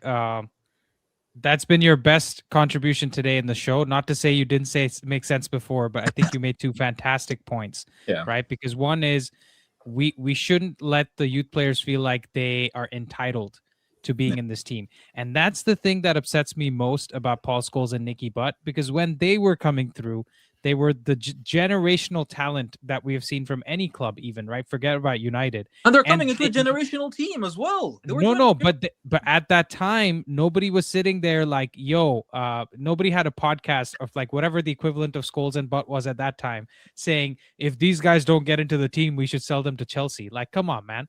Nobody said that about you. So why do you feel like Kobbie Mainoo deserves that treatment, of the special treatment of we should build the team around him, when he hasn't proven he's good enough to be better than Casemiro or better than Bruno necessarily, right, in training? And the last thing I want to say before we turn it over to Nelson, maybe I can add to the list of cons he's got going on his yellow notepad there, which is I think it is also a case of the club wanting to treat Mainoo a certain way. It's not only Amorim deciding not to play him, right? Because he hasn't signed the contract. He's acting out in the background. He's got his agents talking a lot. There's a lot of chirping in the background that we're not privy to. And like Rishi said before, he wants 180K, he wants 200K, whatever, all of this stuff, right?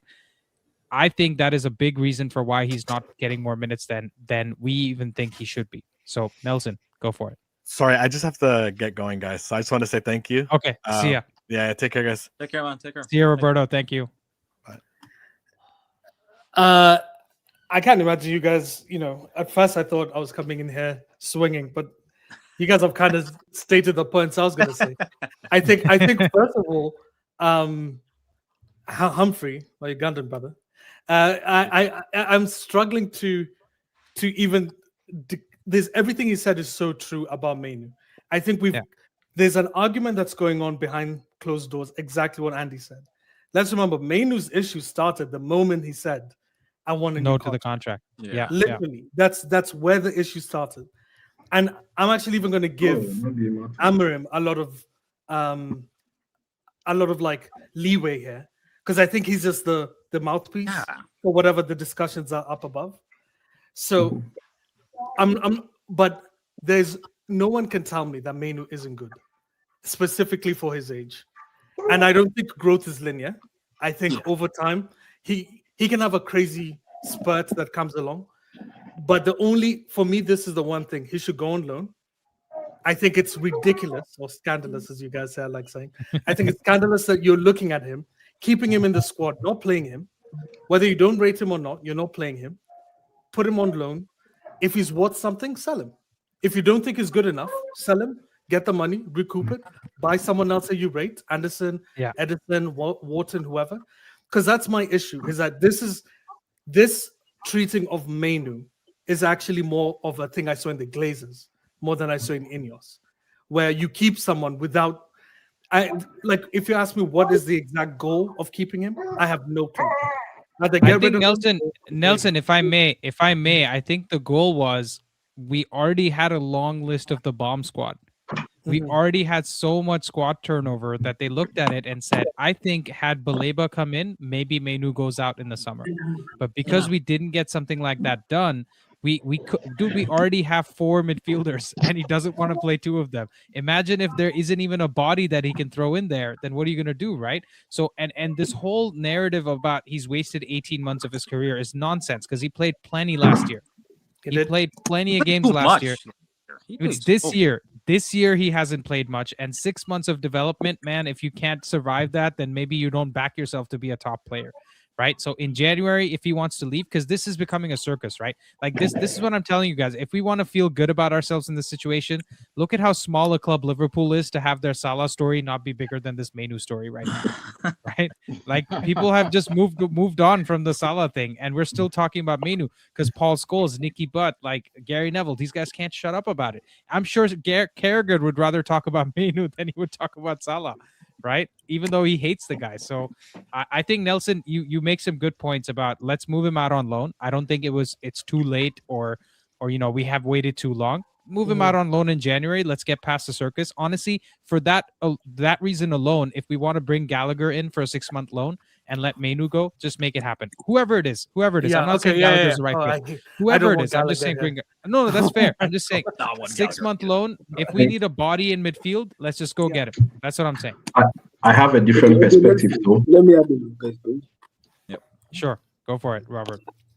For me, I'm of the opinion if Mainoo decides to leave Manchester United on loan to go and play and get minutes in another club just for the sake of getting into the World Cup team, I don't think his career in Manchester United continues, especially if he decides to go to Napoli, because I think that is what he wants, going to Napoli. But I don't think he's coming back to the Premier League, because if he's to go to loan, I'd rather even him going on loan and play for Newcastle, who are the most intense team in the Premier League. Because if he goes to Napoli, then that's done. His Premier League career is over. That's my opinion, at least, because he's already not physical as a player. Then he leave the Premier League when its physicality is slowly but surely going up season after season. But the Italian league is physical too, no?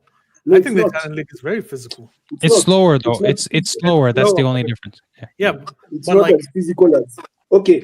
When it comes to matters physicality, even if you check the stats, the French league is of the same physicality and maybe even pace as the Premier League. It's the one that comes close. But the league that has the league that is the fastest is most likely the Bundesliga. That's the fastest league.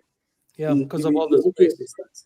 Yeah. Yes, Yeah. you're looking at the Bundesliga, but in terms of physicality, it's the lowest. So if you go on low, you better choose a French team because French imports translate properly in the Premier League. Look at Euro. He's young, but the fact that he played in the French league, it's already good. Even look at Shaki.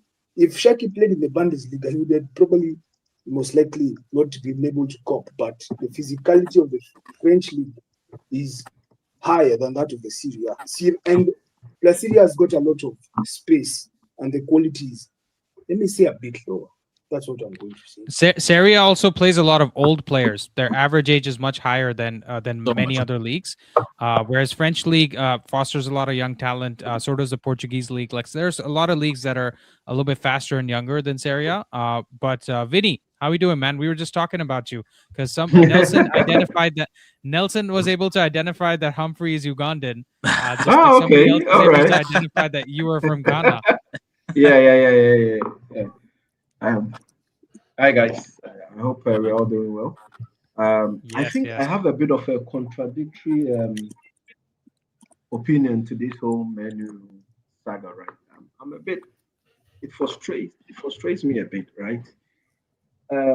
For me, if Mainoo will leave, it only needs to be on the terms of Man United and not the player forcing it, because I'm looking at the fact that whenever we actually push him out, is going to set a bad precedent for any player who doesn't get the minutes.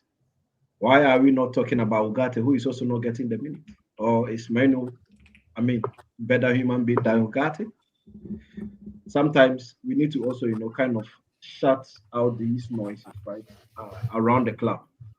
Because we've had a situation whereby these academy players, in the name of Rashford, Lingard, Pogba, we saw the circles that they created at Man United, right? So I think Ineos need to actually, put their feet down on this Mainoo saga. Yeah. Tell him to buckle up, fight for his place, or either they sell him outright. No loan. I just want to make sure we're not conflating two things here, because I'm going to back that. I'm going to back. I changed Nelson's name at the wrong time. at the exact right time. No, because here's the issue. If you look at the history of this club is literally built on academy players. And that's not to say that we should. It is. You look at Busby Babes, you look at the 1999. There's no argument. This club has literally been built on youth players. Yeah. But Nelson, before you continue. Oh, okay, go on. Yeah, sure. I knew Robert was going to stop me.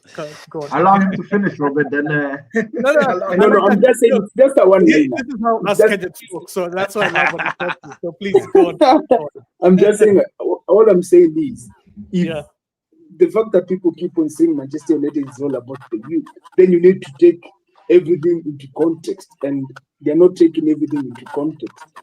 Because if you're going to revert the class of '92, the Busby Babes, and whichever other group of kids you're going to refer as you need to have a look into the context. That's all I'm saying. Yeah. I think Nelson. I think maybe what he's trying to say is it's not just built around the youth. It's built around good young players. Yes, they have to be good as well. They're ready, not just young. Yeah, that was my point as well. My fear is, and I think it's what is lost in.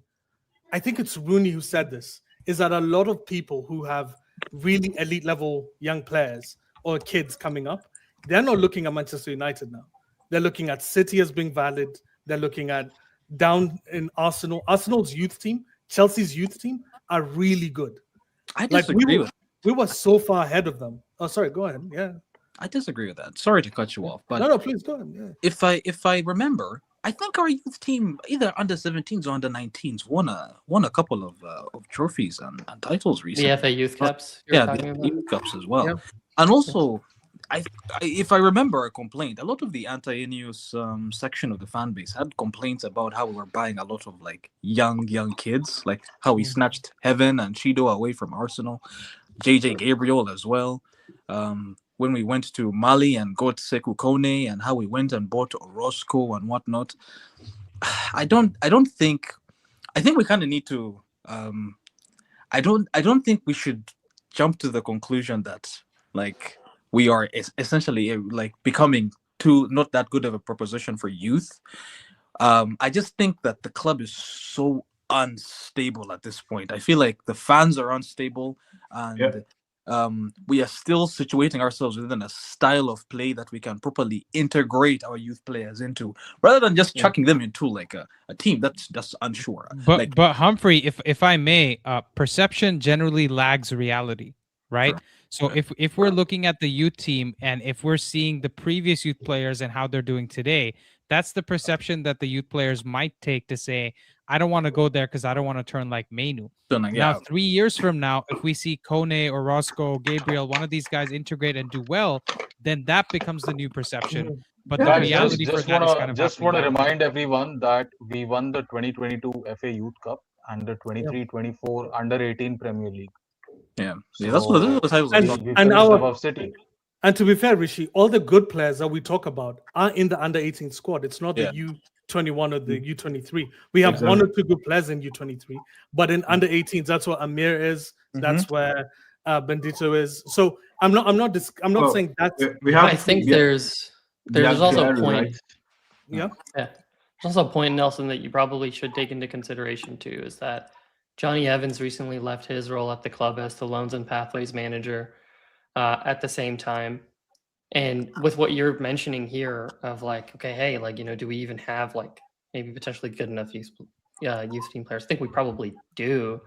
But I think there's a cultural root that Ineos is trying to drive out from the existing crop of youth players. And this is why the Mainoo saga is so interesting. And I think this is why it's getting brought up so many times by the ex-players, is because the ex-players have a vision of how youth should be handled at the club. The club obviously had this pillar that we had mentioned before with the Busby Babes, with the class of '99, of how youth players would have been brought into and integrated with the team. But Robert was mentioning that there's context between those two, and I think the context that we have to consider for this one is, and we've talked about it before in previous shows, is what is the noise that is surrounding the youth team today versus where it was inside of the past as well. So that's kind of quality of the first team. Also the quality of the first team they're going into, right? Because you get protected a lot. Why do you think he hasn't played Shea Lacey even when we've needed a goal? Because he's worried to death that he's going to come on, even do something stupid like give away a penalty, go into a late tackle. It could be like that, right? Not just missing a chance, right? And he doesn't want him to feel that environment. Now, the benefit we is... are trying to stabilize the first team. We are trying to stabilize it. Exactly. We are not there yet. So if we have a stable first team, it makes it very easy for you to actually integrate the youth into it. And I struggle to understand the reason why this is not a common sense for people to understand. Guys, we are losing against Brinsby, and you want us to be playing the lazy and the lies. Come on, man. We need to be stable. We started Fredrickson in that game. We started a lot of youth players. He was set as well. Have you seen it? He hasn't played ever since. But Fredrickson was never rated, even in the youth team, to be fair. Like, he wasn't the way we like the players that we know are good. It's JJ Gabriel is 15 and people are talking about him now. They're talking about we knew about almost, even like, you remember when we brought in Januzaj? Januzaj wasn't rated. Januzaj just took his chance. Like, we have the good players. Ghana was rated. We didn't keep him. He's playing well at Everton. There's a level that we have. Alvaro was rated. We have good players. Here's my fear. Rashford's the other example who wasn't necessarily rated, but he took his chance. Correct. Rashford took his chance. Yeah, Rashford was not rated at all, apparently. But this is my fear. My fear is if I look at Barcelona, and I don't know if you guys remember, there was a point where Barcelona started straying away from the academy team and started buying a lot of players. Yeah. And the form just dropped. And it wasn't until, I don't know who they brought in, who started saying, we're going to re-implement the young players again. Was it Xavi? Was it Xavi? Yeah, Xavi came in, and Xavi's the one who decided we're going to start bring in Pau. No, they actually first of all brought in Laporta. Laporta came back. Oh yeah. And my fear is if we slowly start moving away from that, that's my concern. Dude, that's what my is this big guy? one. This Okay. dude, Robert. Next time you need to at least change your profile picture to your birth certificate, man, because you have this ball knowledge is crazy, bro. Like where is he bringing out this Barcelona knowledge from? I keep coming back to this. He's like, no, it wasn't Xavi who did it. It's Laporta who came back and did it. Yeah. Jesus. Yeah. Rishi's Okay, reaction was great though. He was just like, "This guy's spitting facts as no one else sees." Yeah, both me and him. I think Rishi saw me change my expression, and we both at the same time. Like, where's this guy from, bro? We know where you're from. It's just like, how is this possible? Anyways, keep going, Robert. Okay, so what I'm saying is, I don't think we will veer away from it because Ineos is typically setting the foundation with the signings of Kone, Orozco, Diego Leon. You've seen that they are ready to back the youth. And also, once you hear it from that Ratcliffe interview, he said that he thinks our academy needs to improve. Because I'll be honest with you guys. Yeah. When Rashford came through, because I was still young, I was like, yeah, this guy is great, but he can do better. The only guy who I really rated was this guy who shall not be named. That was the only guy I really rated from the academy because of like, this guy still our best player, to be fair. Still our best player. Yeah, but go on. I was like, this is actually that guy. I was like, Nelson, did you know a guy called Petrucci? Sorry. Yeah. Petrucci was cold. That guy was a baller. Cold. Yeah. You're talking about Davide Petrucci. Yeah. Davide Petrucci. That guy was a baller. I struggle to understand the reason why that guy did not actually make it. He was a bro. He plays for Serie D. And if I understand, if Italy does A, B, C, D, that means he's in the fourth tier. I think they Jesus, do. Where are you guys pulling these guys from? No, but Andy, that guy was a baller. We bought him from AS Roma. He was basically the next 30. Yeah, the guy was good. Even he had a higher growth or a higher future than ceiling. His ceiling exactly than the Pogbas and the rest. But it was good. But we've had many of those. We had the crazy man, the guy who was with Ravel Morrison. What's his name? Yeah, Morrison.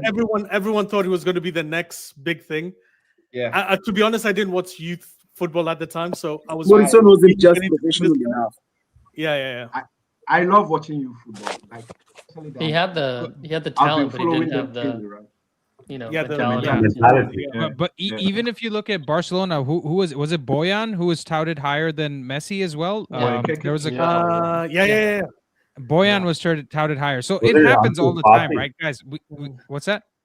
Wasn't it Ansu Fati also? No, that's much later. I'm saying while Messi was coming up, there was a guy with him at the time, and they thought he was going to be better. But listen, guys, with the youth team, it's very simple for me. We should be happy with one player coming into the first team every season. One new player that integrates from the youth team into our team.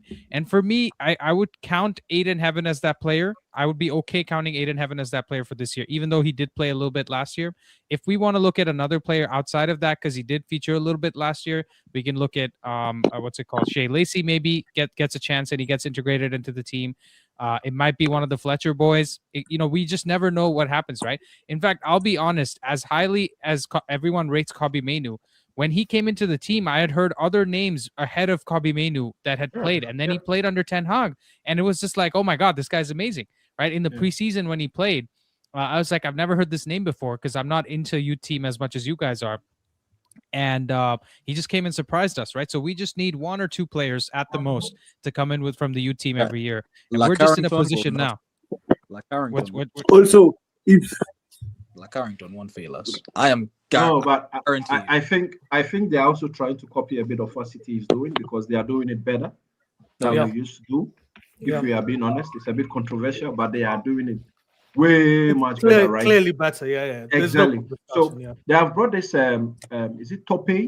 Steve Tope or something from Brentford? From Brentford. Yeah, they brought in Tope from Brentford. Apparently, he also had some things with City as well. So Ratcliffe is trying to build, the youth system, right? If not for the transition to the first team, we can sell them, and I'm offering. I don't know if Andy or Rishi, if you guys covered it, but how about the scouting department? Because our scouting department just got slashed. Yeah. When did this happen? Someone put it in the Discord. 140 to 80, right? Yeah, something crazy. I think a third of our. So our scouting department has always been bloated. We've had too many scouts, and unfortunately, those scouts have come up with very good names, but we've never gone. We've never gone for the kill, right? We've never gone for those. They gave us Caicedo when he was worth like how much? They were supposed to be like Caicedo, Enzo, Julian Alvarez. But Caicedo's representation was a problem. Like we wanted him, the representation. It was like what would they have cost? 5 million? 6 million. But I don't think he went for 6 million. He went for 6 million to Brighton, and we could have absolutely afforded that much. I think we paid 10. Valued him at 1 point something. I think we valued him at like $1 million. Yeah, we valued him at $1 million, and Brighton said we'll pay the extra. But sorry, go on. Sorry, sorry, Rishi. Yeah. So, I see. We'll obviously have to look into the scouting thing a little more in depth. But what I know for a fact is that for the last 2 or 3 years, I've heard that our scouting department is too bloated. It's one of the things that came up in their first 100-day review, that the scouting department is too bloated. There are too many people on the payroll, and you don't need so many people. And the end result isn't too great either, right? It's not like we're generating 100 million every year with youth academy sales. So it's not delivering anything. So that's the reason probably the thing has been slashed. I'm surprised that they've taken so long to do it, because I've been hearing this for the longest time, that our scouting department is too bloated and the Ineos wants to cut it. So it's probably that's what has happened now. We'll obviously take a look into it and maybe address it to the community, maybe through stat padders or through one of the lives. Yeah, I think that's a great point, Nelson. Thanks for sharing, guys. We've been live for an hour and a half. I want to see if we can find a natural conclusion here at some point. And Oven has been patiently waiting in the backstage. So let's have him enter the stream. And Oven, why don't you tell us how you feel about the Bournemouth game that's coming up? Because I think if we win that game, like we're gonna be firmly in the top 4, I'm gonna guess, because of how the other teams are sort of moving around us. And that would be, it's so crazy because one week we're looking at the club saying that the manager is going to get sacked, and the next week we're like, dude, we've created second most XG after City. Level on points with Maresca. Exactly, yeah, Maresca, who's apparently the only other tactical genius outside of Pep, right? Because he's worked with Pep, and people are happy to glaze a coach who's getting the most out of a £2 billion squad, whereas we have like freaking spider webs in our midfield because there's 64-year-old midfield. Exactly, and we're getting criticized. So Oven, give us your thoughts on the Bournemouth game, man. Well, I mean, after seeing the performance in the last match, I do feel definitely very positive. Besides the fact that Bournemouth has not won any game the last 5 matches, I think. So I think it's a home game, right, for us? The next one. Yes. Yeah. So it's a home game. Oh, okay. Well, it is difficult, right? Because Semenyo hasn't been playing for like 6 matches now that I've watched him, and I know I have this feeling that when a player doesn't play so well and they're going to play United, he's definitely going to play well. Yeah. Same here. And I've been saying that. Yeah. And it's Christmas time, right? So it's a time to be charitable. No, but I felt we were going to feed the wolves, like United players. To be honest, I mean, see, for me, I've always said it. Just have the same intensity, go for it. Just do what the manager says. I believe in the manager, but even the Kobbie situation, I believe that if he says Kobbie isn't good enough, he isn't good enough. I totally understand that. So, in general, I think Ruben Amorim has been doing really well, and I think that we will definitely win. in the next match. I would even say 3-1 because one goal from Semenyo probably. So nice. Yeah, we want Humphrey's already Semenyo to praying have to a God. good game. We want Semenyo to have a good game so that we can go sign him in January. And then Do we you? want I to have mean, do a you great really game. want Semenyo? I mean, is he really your left winger? I mean, there are so many other players. I mean, But he's proven. The reason yeah, I but I like mean, Semenyo. how long are we? I mean, just look at him in the last 6 games. I mean, he hasn't even. I mean, if you watch the game, probably more than Avan. It's probably more than 6 It's games. more than more that, like yeah. the last 8 games. Yeah, it's like 8 games. Yeah, I've watched him the last 6 games, and just, Yeah. I don't feel that he's worthy enough. I mean, when Ahmad at was best, coming a middle through, table team. that he At would best, an pick more Everton, a Newcastle player. At best. No, here's what I'll say, right, guys? I'm He's a not good saying Tottenham player. when I say Semenyo is good for us, there's a few reasons, right? One is I think he is versatile enough to play anywhere across the front 5. So he gives us a Swiss Army knife in a sense. 2 is I think people are looking at Semenyo and saying this is the finished product, whereas I'm looking at him and saying I think Amorim can improve him. Right? But don't we really need someone who's like a specialist for the left wing back position? I mean, not a specialist. I mean, a winger who can do. So here's the thing. Here's the thing, right? The left wing back role is actually a winger role that has to be a positional defender while coming back. So just fill the right gaps and be a body, right? When you're defending, that's what he needs to do. So in my opinion, Semenyo on the defensive side of things is maybe not as good as Dalot or Dorgu.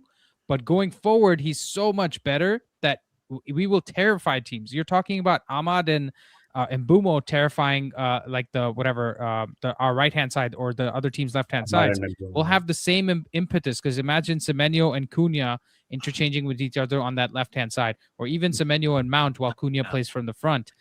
That's just going to give us something we don't have. That's only one thing, though, because in games, maybe we want to start Semenyo and Cunha as the striker and number 10. In that case, he's giving us something different also. And the last thing I'll say, from a physical standpoint, he has a Premier League ready body, right? And he's very strong. So he can take people on. He can give us something different, right? And I think we're too stuck in being like, it has to be a perfect player or he doesn't come and join us. For me, a player, Ahmad isn't a perfect player, but he's doing well in this team because Amorim's making him work. Right? We would have the same questions about Ahmad as we do about Semenyo if we looked at him and said, is this really a right wing back for an Amorim system? Right? So that's what I'm trying to get to. And he's already said he wants an Ahmad type player on the left-hand side who's with his right foot. So Semenyo is that guy for me. That's the only reason. But Andy, go for it. Andy, to add on your point of Semenyo, for me, first of all, I like this kind of football that is attack till you die. Because if you have those kind of players, I'm like, even if the other team scores 1 or 2, we are sure we could score 3 with 5 attackers on our team. That's why even when you said that you're okay with Lisandro Martinez being our centre back, I was like, yeah, we'll concede a header here and there, but we might end up scoring 3, so it won't even matter. And also to add on the point is that when we played Forest, the side Forest attacked with the most was actually our left side because they didn't want the ball being on Ahmad and Mbumo's side. And if now you have the right side having Semenyo and Cunha, then teams won't be able to have such kind of luxury because it'll be like, if we do that, then there's this guy here. And if this guy is here, then the others have space and they can switch the ball and it's even going to be even harder.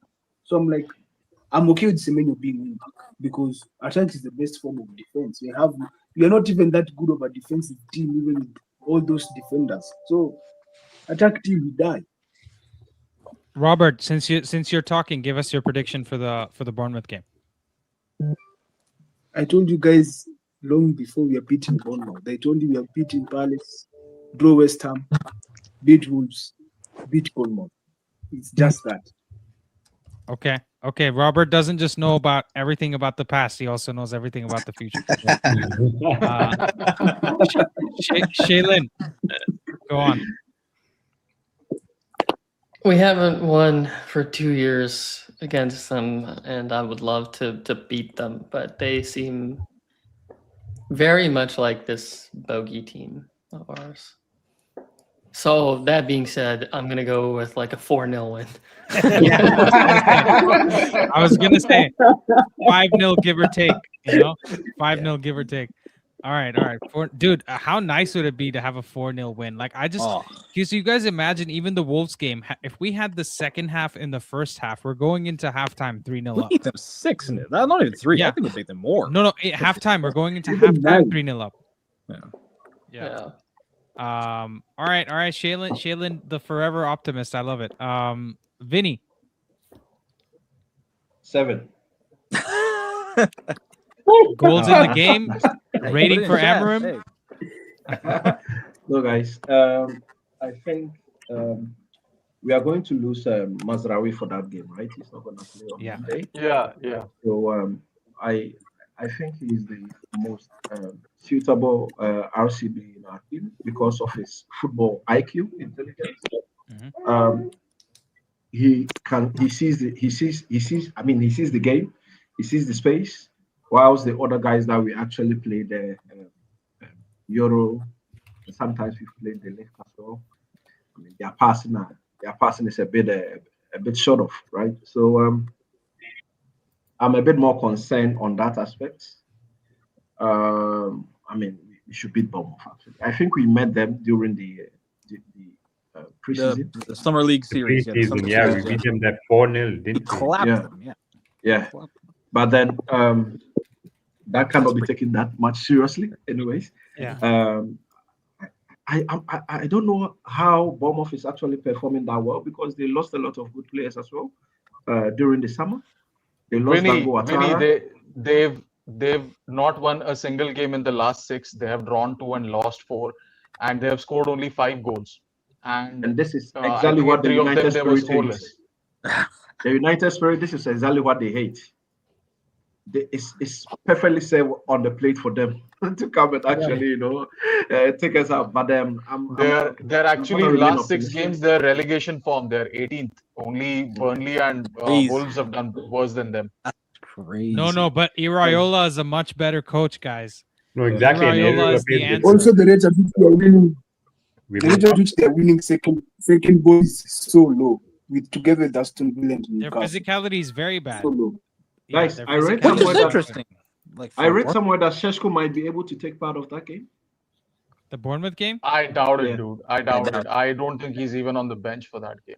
At best, he'll come off the bench. He might come back. He might. I also saw the rumors. His official date to come back was December 8th, right? The day of the Wolves game was the official date according to Transfermarkt when I last checked. So he might be back in training. I don't think he comes off the bench. He might be on the bench. I don't think he comes off it. And the game after that, we might see him. So that's my prediction for that. Humphrey, give us your prediction. I think it's gonna be 3-1, Humphrey. Yeah. This is gonna be a high scoring game. Make it 8. I think it's gonna be like a 5-3 or something. Crazy. Let me explain why. Bournemouth wants to be direct, and we kind of like direct teams because we also love being direct, and I think they could leave space that we can attack, definitely. And they're going to leave space. Did you see how they played against City at the Etihad? Yeah. Like they're a prime Barcelona, man. Leave space. So I think it's going to be a high scoring game because I don't know if it depends on who do you think our front 3 is going to be? Mount, Cunha, and I don't know about the front 3. I just hope Maguire isn't fit to start, man. Because if he plays, we're gonna get killed on the counterattack. You're gonna get killed on the counterattack. Your prediction might come through the other way around, like the Leicester game. Remember the Leicester game where Di Maria scored that nice chip goal? Yeah, it finished 5-3. Not to us though. Leicester scored 5. I think it's gonna be a high scoring game. All right. Rishi. I think I'm going to go for a nice 3-1 win. I think it'll be tight till the 80th minute, and then we'll find a way to score 2 goals.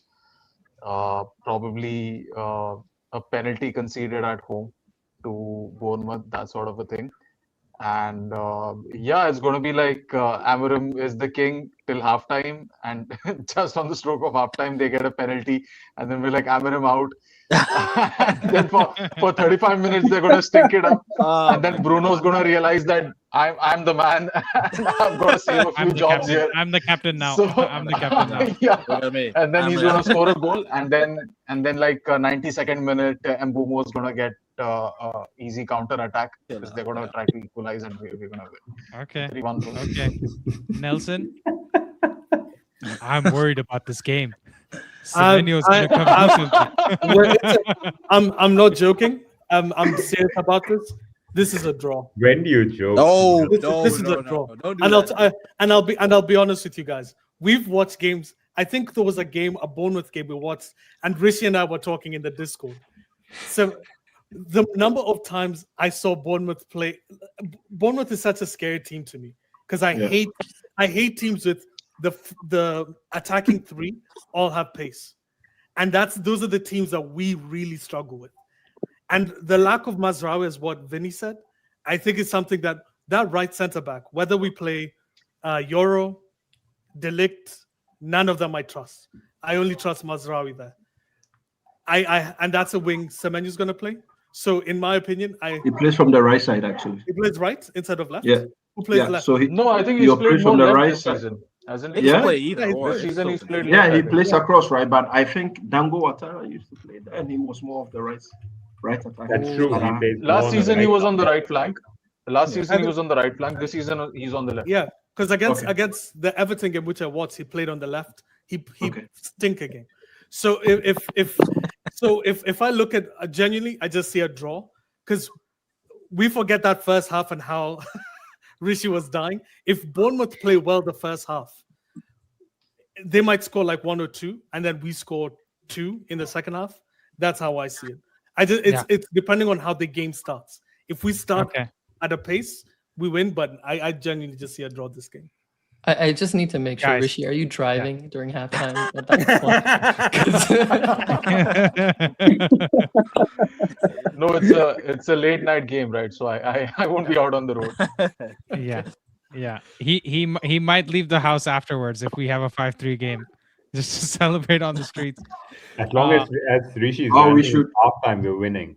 Yeah, exactly. Or we should also ban him from talking about Mason Mount during the halftime as well. Yes. No, you should allow me to talk about Mason Mount. But then we're supposed to call Rishi, next time do it at the beginning of the game so you can start playing in the beginning of the game. By the way, what does it say about a man who's earning 200,000, 250,000 pounds a week and needs a dude in India to scream at him to finally start performing? No, Rishi, you're undervaluing your own contribution though. It's not just some dude in India, right? That's the vibe. Anyways, guys, I haven't given my prediction yet. Okay. I think we're gonna lose 3-0. Hold on. Is what Liverpool fans are saying ahead of the Brighton game they have on the weekend? Because Liverpool's gonna lose 3-0. That's a bad team to face. All my likes are gone. Yeah, all my likes are gone. How Anyways, did guys, they win in this against game, Inter? No, we're gonna because Salah got dropped, right? Anyways, and Sabota guys, came through again. Yeah, against Bournemouth, I think this is. I'm gonna be crazy here and say I think we're winning 3-0. I don't think Bournemouth scores a goal. This is going to be one of our best performances. I just have a feeling. Look, at some point we have to disappoint. And he doesn't want No, Vinny, that's fair. That's fair. We also kept a clean sheet against Sunderland, right? We didn't expect that. Makes sense. So I'm telling you that this team does unexpected things, right? This team does things that don't make sense. I think even the second half performance against Wolves kind of didn't make sense. We all want to sit here and accept it as good work. But I think this might be one of those games that we actually perform well, both halves. And even if we get 3 lucky goals, I think there's a chance that Bournemouth don't score and we win 3-0 because I would love to see that. So if it's 2-0, 3-0, I'm not sure, but I think we're going to keep a clean sheet in this game. Low key. All right. Boys, that's it. We're going to end it here. Thank you for a great stream. Humphrey, Shaylin, No Scandal, Nelson, Vinny, Robert, Oven, you guys are legends, man. Rishi, obviously, we'll be doing the Stat Patterns episode tomorrow. And as Rishi always says, before you leave the stream, please like, and then once the stream is done, please leave a comment. Once you're on the way out, because it helps the algorithm. And many people watch. I think over 50% of the views we get are actually after we are live. So all of you guys that are here, people are going to still watch you after you guys are done. Read your comments as well, because the live chat replay is available. Yeah, awesome, man. What a great community we have. So much ball knowledge going around. And man, Robert, at some point we're going to have to see a face cam, bro. Like, we can't go on like Robert, this. I'll ship you a webcam if you want. Actually, I'll pay for the Humphrey, do you know any Humphrey, do you know any Ugandan long distance runners who can carry the camera up to Robert? Because my contact. I'm willing to pay that dude to get a camera there. That's insulting. Check my contacts. It's just that how dare you? I've been having some. What do you say? Wait, let Robert speak. I'm studying quite a lot, so yeah. Go for it. We'll see. Well, I'm saying I was supposed to be today on camera. It's just that I've studied so much. I don't get that. Oh, okay. That so you want to waste time with the camera off? I see. Okay. All right. I see. Okay. All right, guys. Great stream again. We'll see you back again here tomorrow. There'll probably be a video coming out today. So stay. Hold on. We have Uber Shant joining the stream. Is he? Sean, wait, is Mason Mount playing a game somewhere? I don't understand how this guy has earned a living. He will not get more than 137 more minutes in this campaign. Mason Mount. He's doing the Rishi impersonation.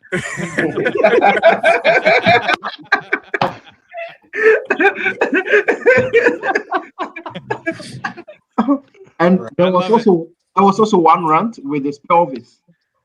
You remember that? He said Mason Mount's pelvis? That's part of the same set. That's part of the same set, Vinny. And I'm like, you are being too harsh. He was like, oh, I'm being too charitable. That was a generational crash out. I have to give him credit. Rishi is just the best. No, but Nelson has some legs to it, you know. I do think they're gonna score like one goal, and then we're gonna take it home 4-1. This is so open and shut. This is an easy game. Ariola, fraud watch. He's gonna be the back of the freaking. They're gonna take the same cab out, get him out of here. Just him, Slot, Arteta as well. He's Arteta, Maresca. All these fraud managers with checkbook, except for Ariola. I can understand. But everyone else, no. Amorim is the GOAT. He's the Messiah. We just need to keep calm, keep even keeled, guys. Keep even keeled, all right? Guys, don't get too excited, right? Don't get too excited. Just keep your head on the ground, you know? This is the 4-1 winner. Yeah.